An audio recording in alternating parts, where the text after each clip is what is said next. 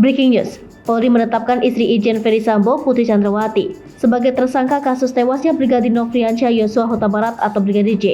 Hal ini disampaikan langsung oleh Irwasum Polri Komjen Agung Budi Marioto di Mabes Polri, Jalan Trunojoyo, Jumat 19 Agustus 2022. Total telah ada 5 tersangka dalam kasus ini. Seperti diberitakan Sripoku.com sebelumnya, Putri Chandrawati membuat laporan bahwa Brigadir J melakukan pelecehan seksual terhadap dirinya. Dugaan pelecehan itu dilaporkan terjadi di rumah dinas suaminya Ferdy Sambo pada Jumat 8 Juli 2022 yang berujung pada penembakan Brigadir J.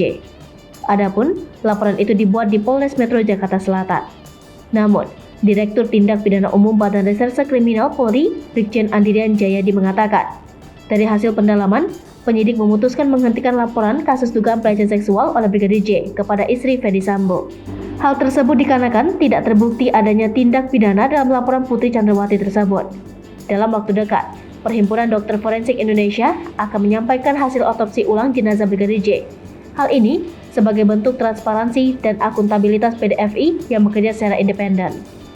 Hai pemirsa Sripoku TV, jangan lupa komen, like, dan subscribe, serta tonton terus berita-berita terupdate lainnya ya.